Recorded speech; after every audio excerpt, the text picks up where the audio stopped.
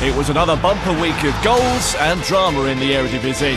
As Ajax looked to step closer to the title, PSV continued to chase them down and hold off Feyenoord, who were aiming to take second place.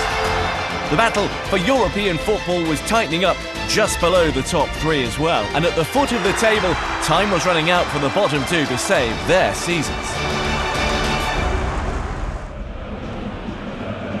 We kick off in Nijmegen, where NEC hosted second bottom RKC, who began the weekend 5 points behind Willem II, the occupants of the relegation playoff place in 16th. The home side were 13th, but suffered an early blow when Bram Nautink was forced off with a knee injury after only 3 minutes. It seemed an innocuous one for the experienced centre-half as he tried to contain Chris Lokesa. He was actually replaced by a winger, Bashar Ernal. And Tom Oweyan dropped back from his more advanced position to slot into defence.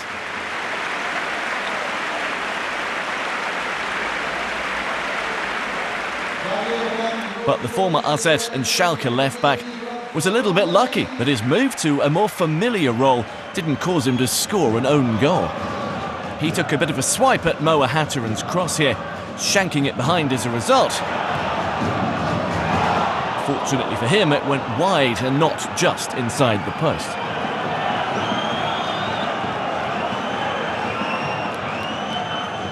NEC had already reshuffled things up front, with Kento Shogai awarded a first start ahead of Brian Linson after 19 sub-appearances and some impressive recent cameos. He was the one that set up their first breakaway opportunity, with a good run from midfield, and that launched Sonja Hansen on his way. Equally good was the defending from Julian Lelevalds, which stopped the winger's effort.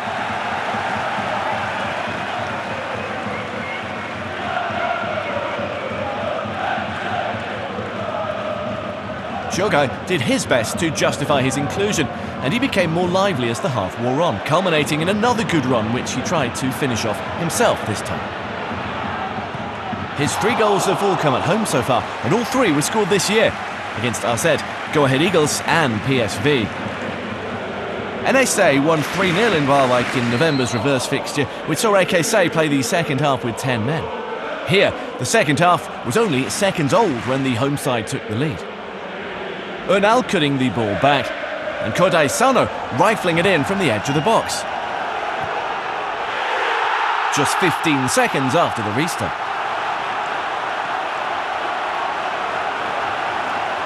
A second goal for the Japanese midfielder, and his first since August's opening loss here to FC Twente. One which was celebrated by his teammate Linson on the bench too. But the game had its ups and downs, with injury striking Oweyan next. Another defender having to admit defeat and be replaced. While Linson came on, Brian Pereira did too. Shogai making way.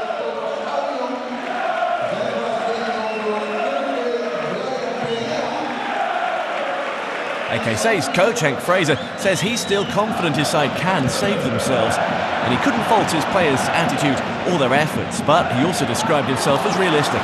They battled well, but only sporadically threatened, Michiel Kramer looking to cap his false start of the campaign with a goal. The captain proved their focal point up front, but for much of the game, things didn't go his way. The VAR did examine this incident in case his header had flicked off the arm of Philippe Sandler. They then concluded that it hadn't.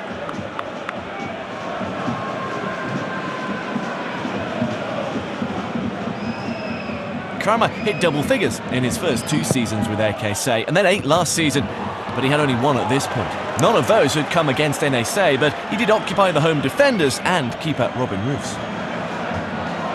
With 15 minutes to go, Linson began to come alive. The 34-year-old, who's played for Feyenoord, Vitesse and Groningen among others, had only managed 1 goal since moving back to the Eredivisie from Urawa Red Diamonds in Japan. But he forced this smart stop from Jeroen Houwen. And then, with a little over 10 minutes left, Kramer was served up a chance with the perfect setup. In a position where he does so well, glancing at Hattenen's delivery across the keeper and in.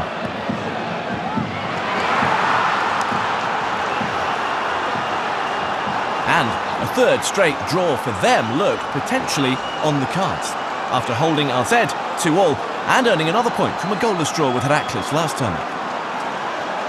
However, at this stage of the season they really needed more than just 1 point. Despite what has been a largely mediocre campaign for the home side, they still have a chance of participating in the Conference League playoffs. That would have been the case even with a draw, but by securing a late victory they lifted themselves to within just a couple of points of the top 8. The 9 added minutes of stoppage time served them better than RKC, who really had the greater need, and some patient work eventually paid off. Hansen supplied Linson for a deft flick header of his own. Both of his goals for the club have come here, and both in stoppage time. The first one salvaged a 3-3 draw with PSV when they came from 3-1 down in the 90th minute. This one, a very useful 3 points, which was tough for Fraser and his men to take. NSA will play 2 of their playoff rivals, Herakles and Heerenveen, between now and the end of the season, and they also have to visit Ajax. RKC still have to face Feyenoord, and their next challenge comes at home to Utrecht. Feyenoord were the first of the big 3 to play this weekend, away in Sittard, where they'd won on 11 of the last 12 visits. However, it had been a narrow 1-0 success here last season, and Fortuna had also held them to a 1-1 draw in Rotterdam. Feyenoord came in on the back of a 1-0 win over AZ, and they had the first effort through Ayase Ueda. Fortuna had salvaged a late 1-1 draw at FC Twente in their last outing, and just as they did in that game, they showed they can be tough to break down, soaking up pressure before then looking to break out quickly. Jasper Dalhaus succeeded in doing that down the left, and when Casillas took a whack from David Hansko, the hope was it would lead to a penalty. However, it didn't, and all the home striker got for his trouble was a bit of a bruise. Since Robin van Persie took charge of Feyenoord on the 1st of March, they have the lowest expected goals against tally in the Eredivisie, and only Ajax have matched their points total over that time. But in the first half his side were a little toothless, and they struggled to create clear-cut chances. That set piece well marshalled by the home keeper Matthias Brandenhorst. Van Persie and the Fortuna coach Danny Buis were former teammates at Feyenoord, and he said he knew what to expect in terms of the robust physical approach. That was in evidence here as they snapped into challenges and made life difficult for the visitors on the ball. That one on Ueda might have been fueled by another decision in the penalty area that didn't go their way. It kept them in an advanced position, and in the end, there was not just 1 but 2 penalty appeals in this move. The second against Gernot Trauner, who some felt had controlled the ball with his arm. That one didn't come off for Fortuna either. But a header from Makan Aiko nearly did. The French winger was well placed here when the ball came back in from Sepp van Uertelen. But he still has only 1 goal for the club on the opening weekend of the season. Referee Alex Boss wasn't exactly greeted warmly when he informed the home players that there was nothing in their penalty claims either. Fortuna had lost 4 of their 5 home games so far this year, and they didn't score in 3 of them, so the fact that the game reached half-time without a goal wasn't entirely surprising. Ueda had the last effort. Only 2 of his 5 league goals have come this year though, and both were in the same game against FC Twente. The deadlock was finally broken just before the hour mark by Jakub Moder, whose January signing from Brighton is proving good business. This was his 3rd goal for the club from Trauner's knockdown, and he slotted seamlessly into their midfield. After 18 months out with a serious knee injury, he played a bit part last season for Brighton and managed only 4 sub-appearances in the first half of this one. The total is already more than doubled since moving to Rotterdam. One Fortuna player who also wanted to shine was Ezekiel Balada, who's on loan from Feyenoord. Van Persie praised his progress before the game, and the Argentine would like to be part of their first team next season. But he lost out to David Hansko as he looked to work his way into the box, and Feyenoord's defender was wiped out by Eduard Michu, who earned a yellow card. He wasn't the only Fortuna player causing trouble with clumsy tackles. Van Ottula conceded a penalty soon after for another, stumbling as Anthony Milambo jinked his way into the box and then taking the Feyenoord man down as he fell. The referee pointed to the spot straight away. And he wasn't asked to have a look again by the VAR.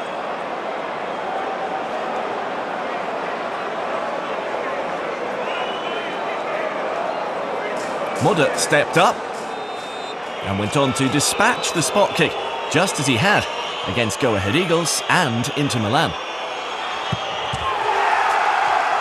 It wasn't a standout performance from the visitors, but they rarely looked like being knocked out of their stride from this point.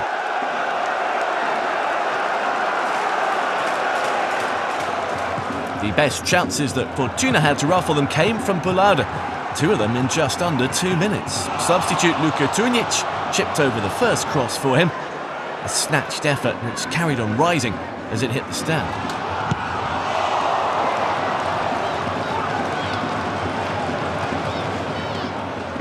The second was a free header, and one which he took away from Ziyech's, which wouldn't have mattered if he'd then put it away, but it left Fortuna's number 9 angry instead, as keeper Timon Weilenreuter had no trouble dealing with it. The host's frustration got worse in the closing stages as they ended the game with 10 men. The referee let the first challenge here from Laurent Rosier go, but he got out the yellow card for the second one as Michu left his foot in on Huang. A second yellow for the midfielder and an early exit.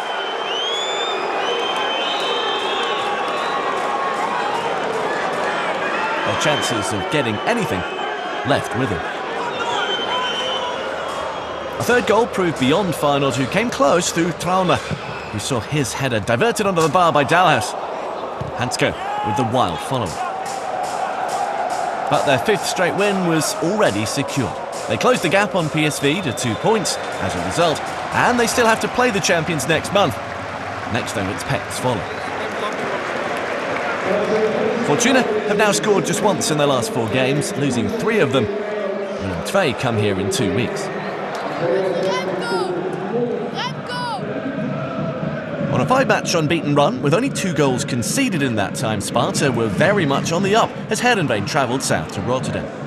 And had a lucky escape as Patrick van Aanholt took aim. And Christian Linssen couldn't quite convert on the follow-up. 2 weeks in a row now, the left-backs come close to a first goal for the club. Heerenveen had picked up their first win under Robin Veldman at home to Willem II last week, and they have the 6th best home record in the Eredivisie. Unfortunately, they have the joint worst away record, along with RKC, who are second bottom. And they were grateful to Andries Noppert, who denied Tobias Lauritz.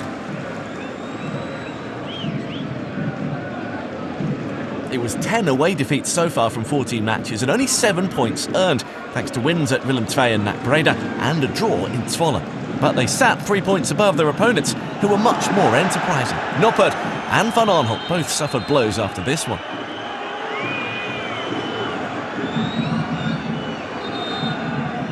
Both, though, were okay to continue after receiving treatment.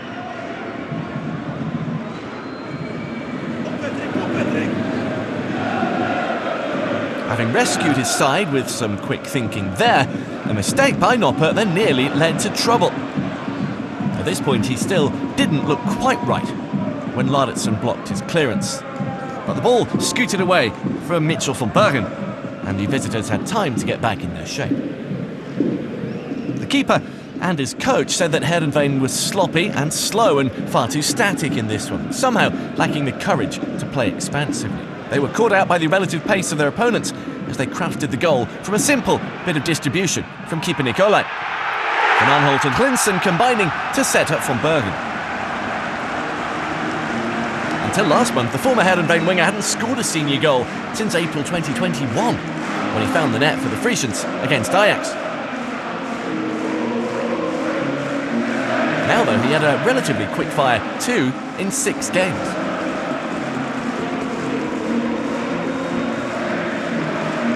And Sparta had themselves a deserved lead.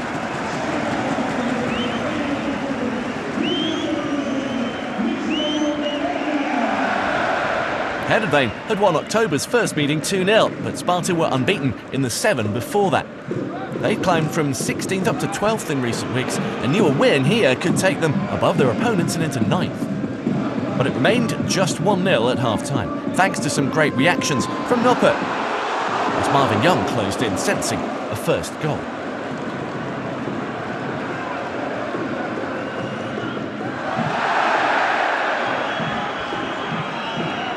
The frame of the goal played its part too, as Mike Erdhausen crashed this header against the crossbar.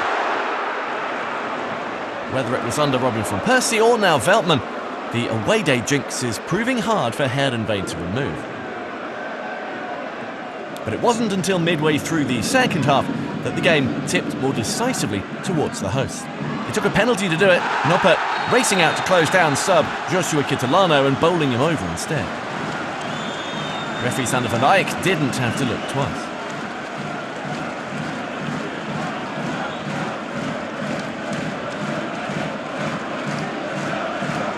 Up stepped Lauritsen to calmly make it 4 goals in 6 games and 9 for the season.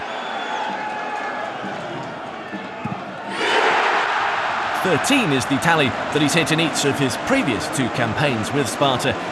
But with 4 of the top 5 still to play, that tally might be out of reach.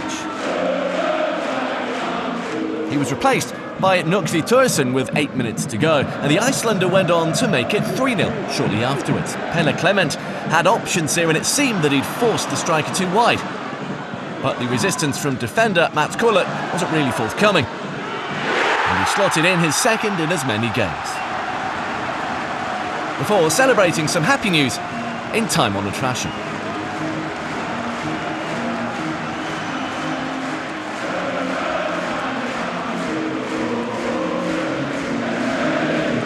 Cool finish, but once again, the visitors made it far too easy for him.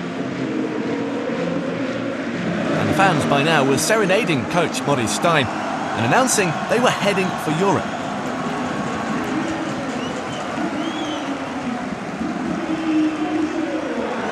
The sight of a potential 4th goal swiftly developing into a penalty at the other end wasn't about to silence them. It was, though, a curious passage of play as sub Mohamed Nasso went from almost scoring here to conceding a spot kick moments later.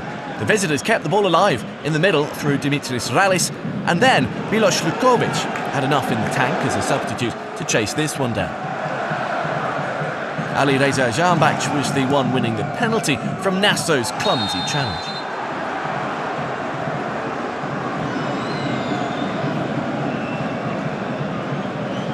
And the Iranian was also the one who stepped up to then take it.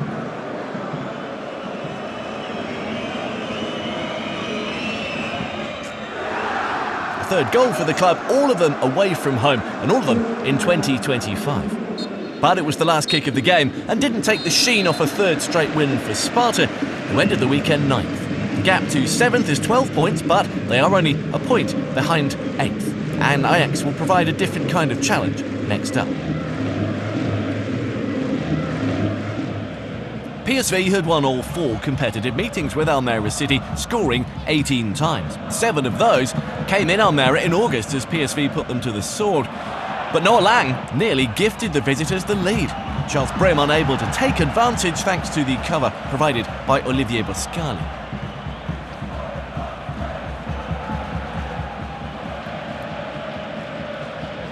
In reaction to that, the home side motored down the other end and took the lead. Jan Bakayoko looking refreshed and fit again on his first start since the 1st of March, replacing Ivan Perisic, who wasn't fit enough. Lang played a much better role in this one, laying the goal on for Ismail Zaibari, who still had plenty to do here, but found the corner. The first of a double, which took the Moroccan to 13 goals in all competitions. And the first half in particular showcased the kind of football PSV were playing in the first half of the season, which at the time looked to be carrying them to a 2nd consecutive title before the wheels came off early this year. Their form has been rediscovered, but too late to rescue the title bid unless Ajax throw away a 9-point lead. But they do still want to make sure of 2nd and automatic Champions League qualification, with final breathing down their necks. A potential second goal from the penalty spot due to handball by Vasilis Zagaritis was then dismissed due to an offside against Bakayoko. He put the follow-up over, but the decision was a very tight one. It came down to the winger's toes effectively and the shoulder of the last defender. But there was no doubting the quality of the Belgians' finish when he got another go with 21 minutes gone. Joey Veerman's crossfield ball set the move in real motion. Sabari involved again, this time with a simple layoff. And for the second game in a row, Bakayoko found the net. Prior to that, he hadn't scored for 2 months.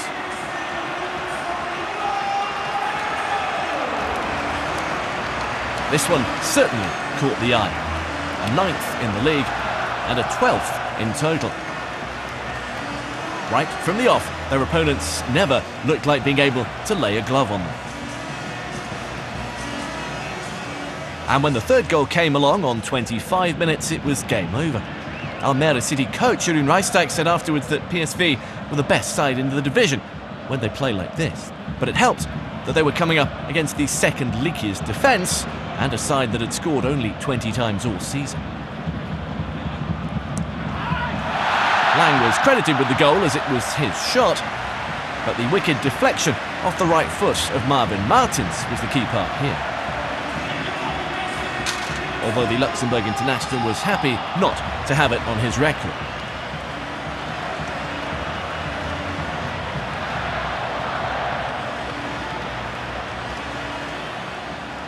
Five minutes before the break, 3-0 became 4-0 as Saibari celebrated a third goal involvement, if not an official assist this time. More unconvincing defending from the visitors didn't help. Malik Tillman was the recipient, following up his teammate's shot after what had been a decent save from Nordenbacher. A goal on his return to start last week and now another one here. The US international has 4 in the last 6 games that he's played.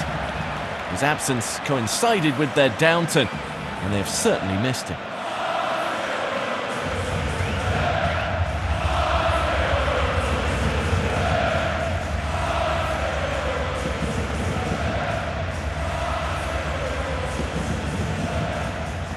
For once, Luc de Jong had to take a back seat to all of the scoring which was happening around him.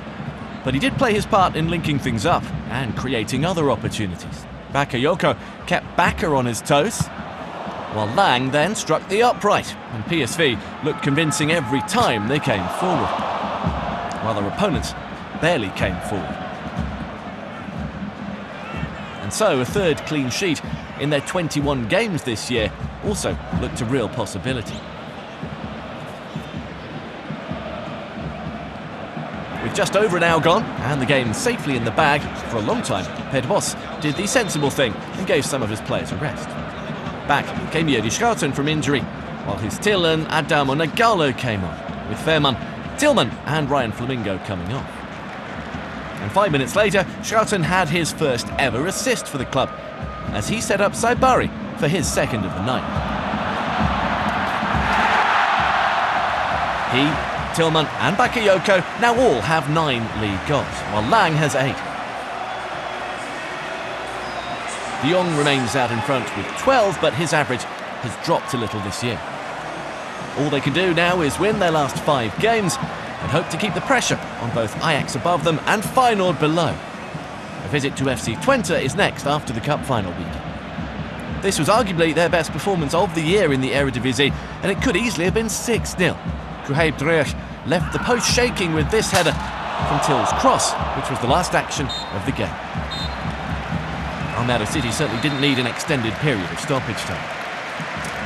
Rijsdijk says he believes they can find the 5 points needed to catch up with Willem II in 16th and avoid the drop automatically. 3 of their final games are at home, but it's going to be difficult. They start that at Heerenveen. Go-Ahead Eagles coach Paul Simonis was unhappy with this game before it had even started, complaining in his pre-match interview that Breda had let the grass grow too long, which held the ball up. The home team didn't seem affected by it, and they were looking for a fast start. Leo Sauer bursting through only to fire over the top. and then demand an unlikely penalty. They were without a win since the 19th of January, drawing 5 and losing 5 since then to slip down the table into 15th, just above the bottom 3. The Eagles were 15 points better off in 7th, and just a point behind AZ, who was 6th. They found their feet quickly enough to score through Mats Dyer. The captain had stolen up from right back, and Victor Edvardsson found him perfect. His 4th goal of the season, that's the best tally he's ever managed.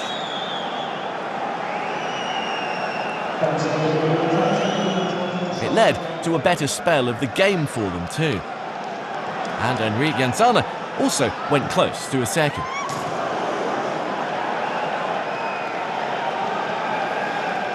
But they did get lucky at the other end when Yari Debussy was careless in his distribution, gifting a good opportunity to Nak, which Elias Omarsson couldn't put away.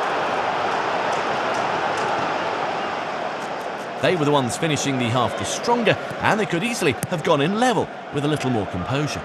Clint Leymans was the first to waste an opportunity, blazing one over from a narrow angle with teammates waiting for a cutback, and they weren't shy in letting him see their frustration.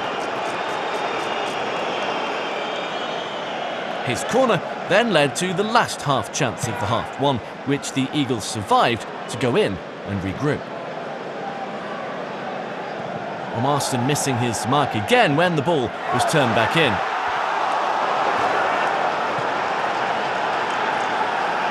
The forthcoming cup final must have been in many of the visiting players' minds, and the need to not get injured or suspended, as well as the need for points to finish as high up as possible in the league. They'd won December's previous meeting with both Victor and Oliver Edvardsson on target, and were unbeaten in the last 8, stretching back to March 2015. But a failure to find a second goal while on top did end up costing them. Milan Smit unable to power that on target, and the hosts hit back shortly after with a first goal from Australian midfielder Max Balla, a player who started all but one of their Eredivisie matches, but before this was yet to find the net.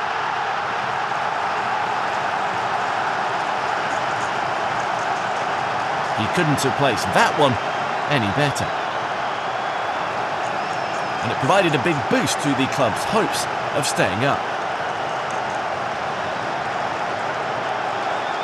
It also led to a boost in production from those around him as they upped the tempo and sensed a chance to perhaps pick up all 3 points.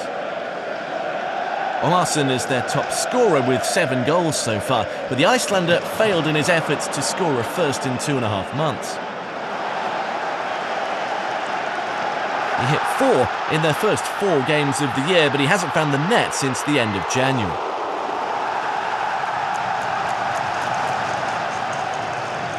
Tower is one behind him on 6, and his loan from Feyenoord has been a real success. He's given them a cutting edge on the left, even if they remain the division's 4th lowest scorers on 31 goals. Having waited 28 games for 1 goal, Ballard nearly had another here. It was his shot striking the post.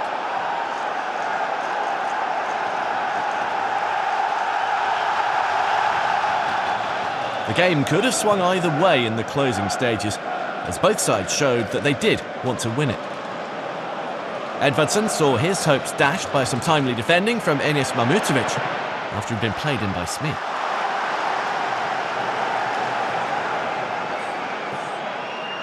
Daniel Bielica had been recalled in the host's goal, having been dropped for last week's game against Ajax. Coach Karl Hofkins putting in Roy Kortsmit instead. He made a decent stop to keep out this free kick from Mati Soe shortly after. And he was kept busy in the last 20 minutes as his side protected the point, which put them approximately 4 away from the total that usually guarantees safety. Their run-in includes games against AZ, who are chasing Europe, as well as Willem II, who are in the relegation zone, and also PEC Zwolle, who are level on points with them. So anything they got here would be warmly welcome. He watched that header from Joris Kramer all the way. With around 15 minutes to go, the game looked to have swung their way when Sure received a straight red card for a challenge on Leo Greimer. The referee right on the spot, and although he saw it from the side, he deemed it dangerous.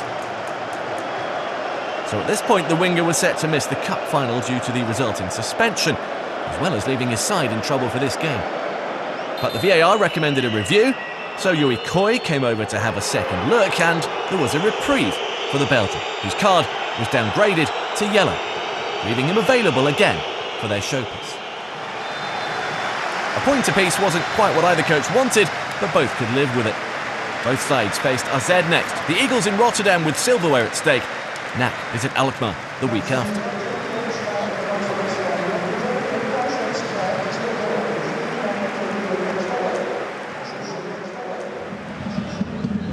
Utrecht looked to have recovered from the six-game winless run through late January and February, which threatened to derail their hopes of automatic European qualification. They did drop from a Champions League qualifying slot in third down to fourth, but they had a cushion over those behind them, and a win here would put them back within 3 points of Feyenoord in third.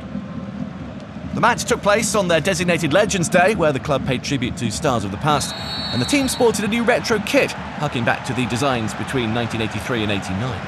And they took the lead when Soufiane El Karouani got two free kick opportunities in succession, the second after Marco Renta wrestled Sebastian Haller down.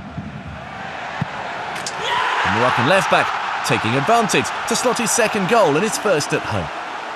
A positive reaction after his angry one last week when he was subbed off in the first half by Ron Jans with his side 2-0 down at Go Ahead Eagles. The situation they rectified to then earn a 2-2 draw.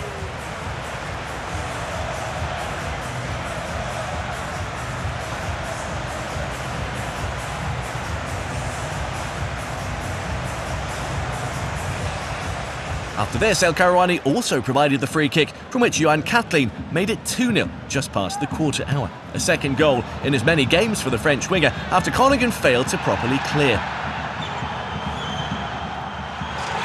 There then began an inquest into the referee not awarding them a free kick, but the home players were too busy off celebrating to pay attention to Edwin van der Graaf. The protest centred around this perceived foul on Tom van Bergen, which looked a fair shout actually, based on replays. Connigan coach Dick Lukin said he thought it was a foul, but the officials didn't agree, and Jans could properly celebrate a valuable lead against one of his former clubs. Connigan had done a good job of pulling away from trouble, losing just one of their 8 games between mid-January and the end of March, but they'd since lost the last 2 to PSV and Feyenoord and began this 12th. A healthy 8 points clear of the relegation zone, but they probably should have been 3-0 down with Haller missing this great opportunity. Instead, it was the Northerners who scored next to put the game back in the balance. Stajalisik following up his own header for a 4th goal of the season.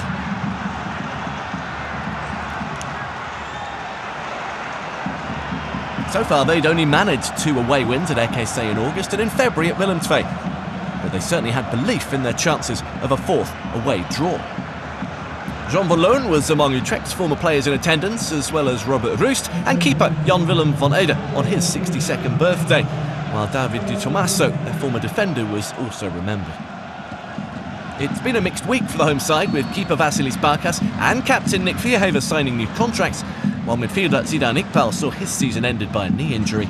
But shortly before half-time, there was another boost as Haller grabbed the first home goal of his second spell in real style.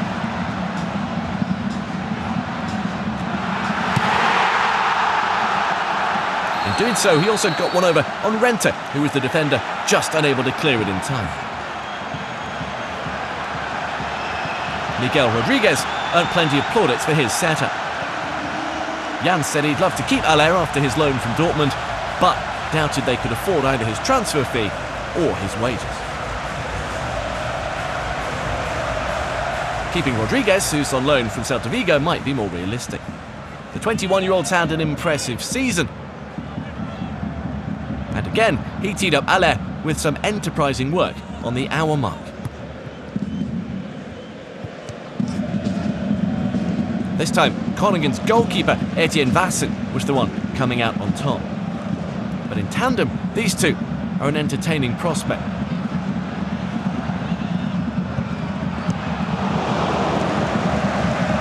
Jans said this was Haller's best game so far, and given the chances he had, he might have earned himself a hat-trick. He was eased away from the next one by Renta, who surprisingly wasn't punished. The German defender giving Haller a little shove as he was in the air, while and not actually going for the ball himself. The referee showing him some leniency this time.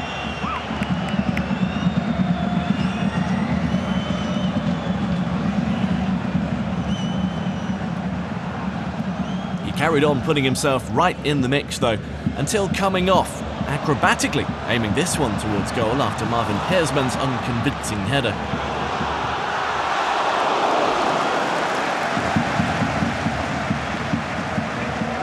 A triple change inside the final 6 minutes saw Jens Toornstra, Victor Janssen and Noah Ahayo replace Allaire, Rodriguez and Paxton Aronson. A well-deserved rest for the striker.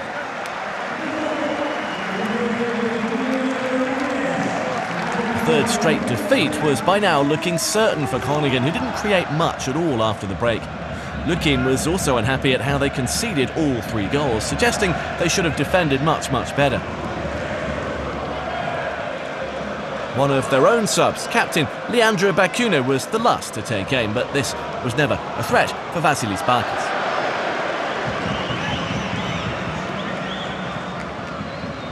The final threat, and Groningen's goal came from one of their own players, Hjalmar Ekdal, who nearly caught out his goalkeeper in trying to defend a cross. Vassen's sharp reactions paid off in the end. If they can take 3 points from one of the next 2 games, which are both at home to Heracles and RKC, then they should be all but safe.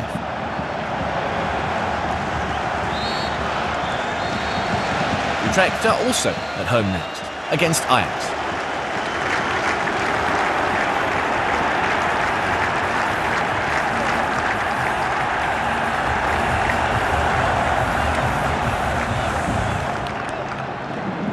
Heracles had made life difficult for RZ on their recent visits to Almelo, but with an automatic European place starting to slip away from the visitors, a fast start was needed, something Ruben van Bommel almost gained them. A moments later, captain Bruno Martins Indy also came close, sneaking in at the far post and hitting the crossbar.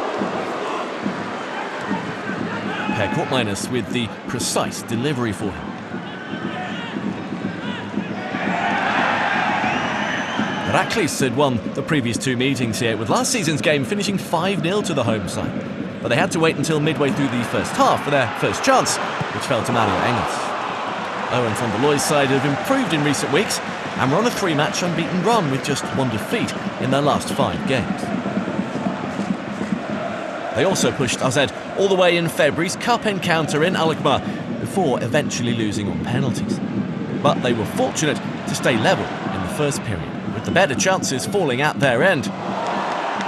Here, Sam Scherperman cleared off the line from Ibrahim Sadiq to keep his side in it. Van Bommel again doing well down the left to set it up. The only surprising thing about the first half was that neither side scored. Both of them had decent opportunities to do so, and Heracles also thought they might have a case for a penalty, and Enzo Casillas tangled with Engels. Referee Serdar Gözebek thought otherwise, and the VAR team agreed with him after watching this back.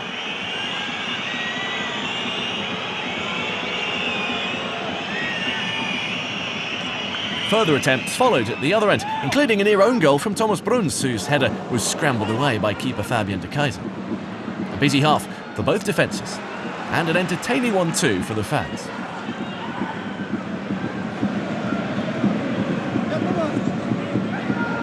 It concluded with a chance for Heracles after a charge downfield from Tis Hornkamp, who'd scored 2 penalties in last season's meeting here.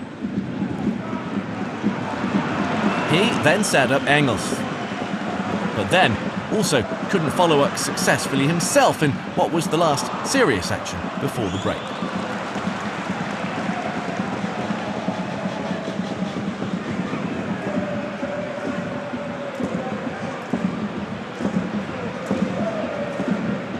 RZ welcomed back Sven Meinens at half-time after nearly 8 weeks out with an Achilles injury.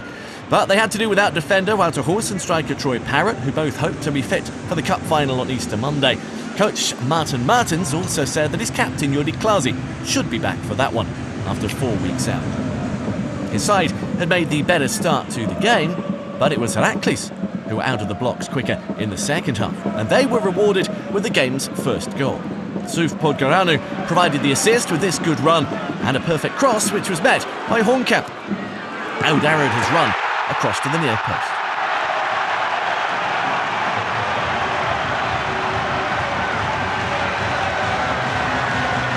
fifth goal in 6 games for the striker, and his side looked on course to finish the weekend in the top half at this point, having not long ago been hovering just above the bottom 3.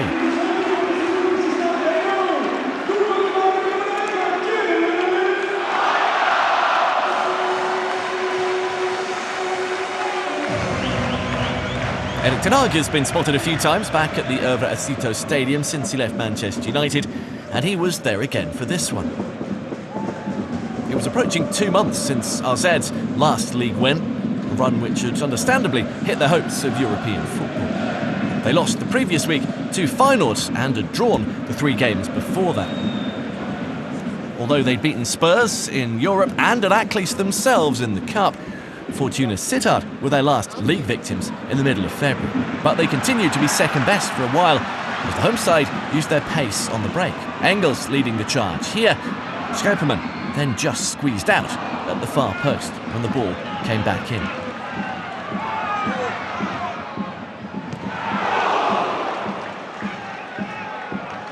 According to court miners, they didn't do the basics right, and that included showing the right intensity and aggression, and therefore AZ failed to win enough duels and second balls. Zico Burmeister had a key role to play in the closing stages, but midway through the half, he could also have done better. Redemption seemed to have arrived, though, when AZ put together a nice combination of passes, staying patient even at this late stage, with the game slipping away from them and their winless league run seemingly set to extend to 6 matches. Then a 1-2 on the edge of the box between Burmeister and Ernest Poku saw the midfielder prod the ball home, leaving De Keyser hugely frustrated that he couldn't keep it out. He didn't realise it yet, but he was about to be spared. It was tight, but the VAR now began checking for offside here, something which had been spotted in real time by the assistant who raised his flag. So Heracles survived and went on to close out a 4th consecutive home win.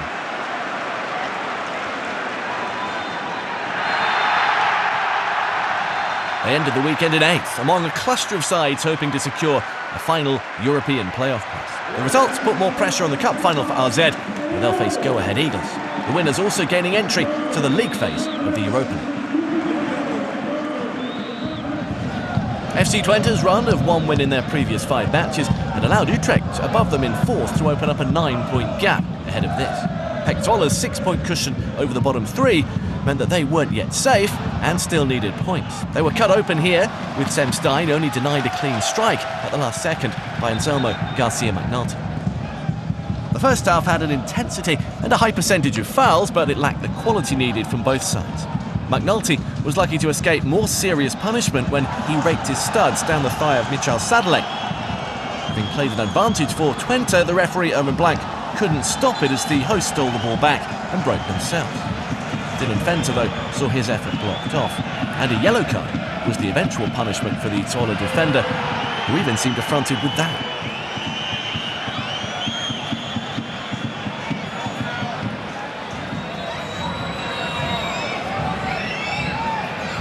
This game was also used to mark the 80th anniversary of Zwolle's liberation, with the son of Sergeant Leon Major attending, his father having played a decisive role in the mission. All 4 yellow cards in the game were shown in the first half. This one, for Mees Hilgers, meant that he would now miss their next game against PSV.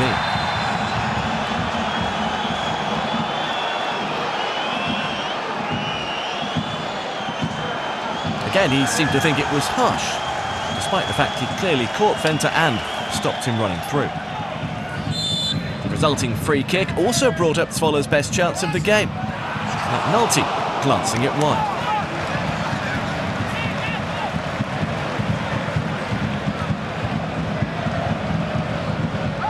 The only half-time change for either side was a switch at left-back for the hosts, who introduced Damien van der Haar.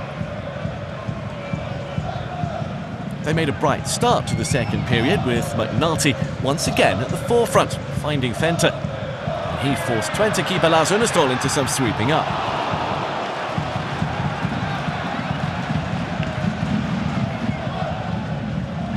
Saifala Latif responded for the visitors, with an effort that smacked off the crossbar as the attacking intensified. Both sides got better at creating chances.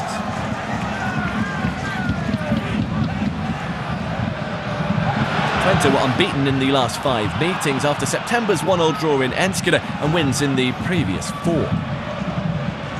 With a tough run-in, which includes games against Ajax, PSV, AZ and Utrecht, they needed all 3 points here, but were also allowing their opponents decent opportunities, like that for Davy Vondenberg. They looked set for a win last week against Fortuna Sittard, only to concede in stoppage time. Again, they look to hit back here. Bart van Rooij's cross, just a fraction high for Daan Rots.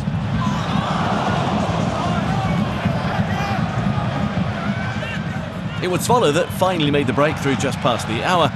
Pdha scoring just his second senior goal. Following up, Yunus Namli's shot. The defender showing all the instincts of a striker to anticipate where the ball might get pushed out to, and timing his run perfect.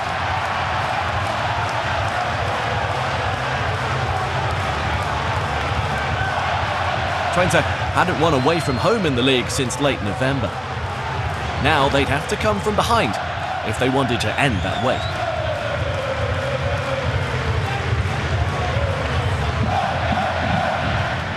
They've had to deal with injuries to key attacking players, and they haven't been able to reproduce the kind of football which propelled them into the top 4 in the first half of the season. Coach Joseph Oosting called their display here fragile and sloppy at times. Their opponents, though, were enjoying themselves and had chances to extend the lead. Vondenberg clipping the frame of the goal with this. Ricky van Wolfswinkel had struggled with his fitness but managed 75 minutes before being replaced by Lucas Vennegoor of Hesseling. Midfielder Arne Verschoren also came on for Bas Kuipers. It was a player already on the field, though, that came up with the equaliser. Defender Alex van Horenbeek, who was afforded a free header to score his first in the league since the opening day in front of his family.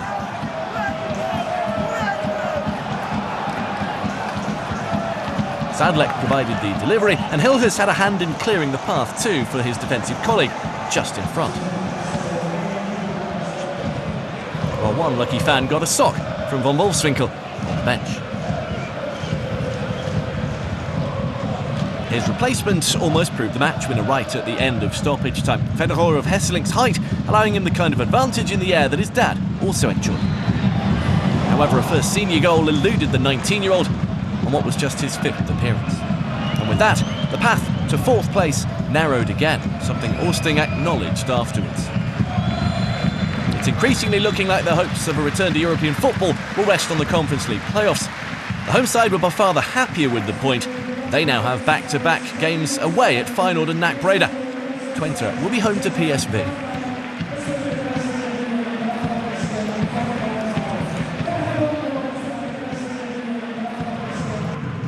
Leaders Ajax close out this week's programme, looking to restore their 9-point advantage away in Tilburg. They'd won the last 6 away games without conceding. Willem II had lost 6 in a row and 9 of their 11 this year, picking up just 2 draws. Surprisingly, against Feyenoord and PSV. They could also have conceded a penalty when Amin Lashkar and Davy Klaassen went for the ball at the same time. The Ajax midfielder claimed he'd had his leg kicked, but referee Mark Nachterhal decided that any contact wasn't enough for a spot kick. Ajax's bench did their own analysis and sided with Klaassen, but it didn't change the official's mind. The first half was a one-sided affair, with most of the game played in and around the Willem II box.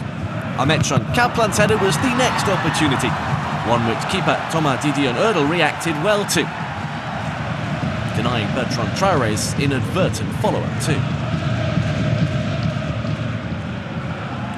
With memories of their first challenge still fresh, Klaassen had his foot kicked by Lashkar again in the area soon after. This time he stepped in front of the ball, just as the home midfielder was taking a swing at it. Again, the referee deemed it not enough.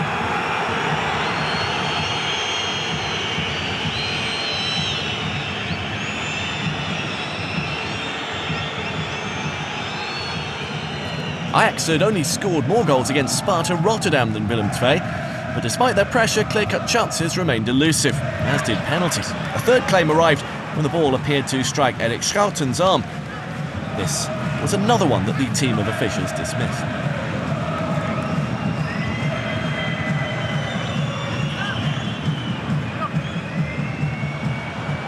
Willem II coach Peter Maas had announced before that to attack too much against Ajax would be very dangerous and leave them open at the back, so they didn't spend much time in this kind of area. But 5 minutes before the break, this foray forward did result in the opening goal. Emilio Kehrer was left in too much space inside the box, and a fine finish brought up a first goal for the German winger, as well as a potential shot.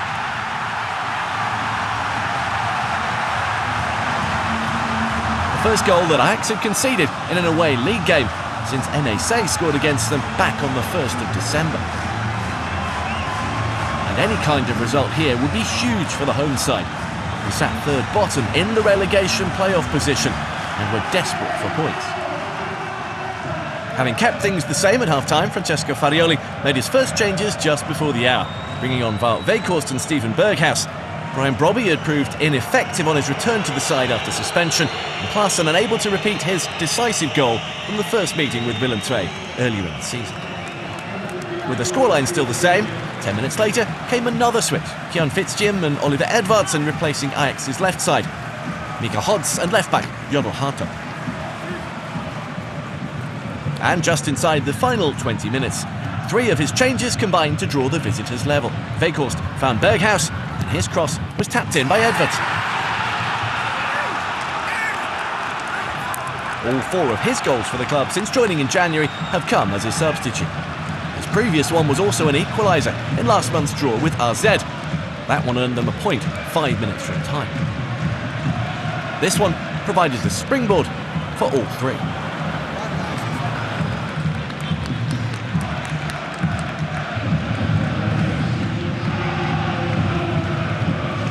Four minutes later, it was the turn of the other substitute, Fitzjim, to chip in as Ajax produced the winning goal. A potential break by the hosts was halted by Jordan Henderson, and Fitzjim took over, linking up with Weghorst and then finding him again in the box.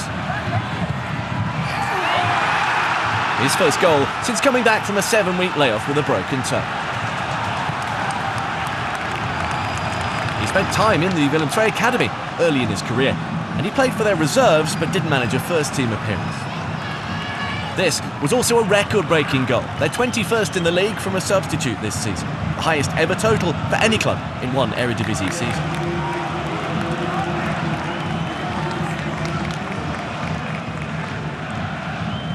Fitzjim could have extended that new record in the closing stages, but instead he forced a great save from Didier Erdl as Ajax surged towards the full-time whistle.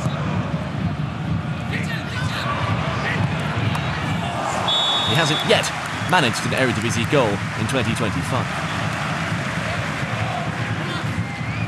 However, at the other end, he could also have been responsible for his side throwing away 2 points in stoppage time as he challenged Kehrer in the box. Again, no penalty was the real-time decision from Nachterhol.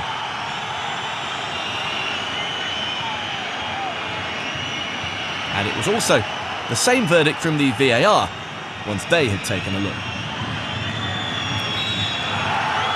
So Willem II suffered a 7th straight defeat and saw the gap to safety grow to 7 points. Ajax took another important step closer to their 37th title, with only 5 games now remaining.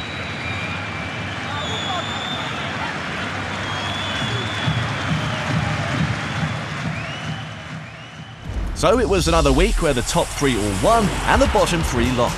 Twente and AZ lost further ground on the automatic European places, while Sparta, who was third bottom just a few weeks ago, have now pushed themselves up into the European playoff picture. Ajax's lead is still 9 points, but the battle for second and third remains alive. RKC and Almere City have it all to do to escape. It's the Dutch Cup final on Easter Monday, so there isn't a full Eredivisie programme. We'll be back in 2 weeks. Until then, from me, Jonathan Beck, it's goodbye.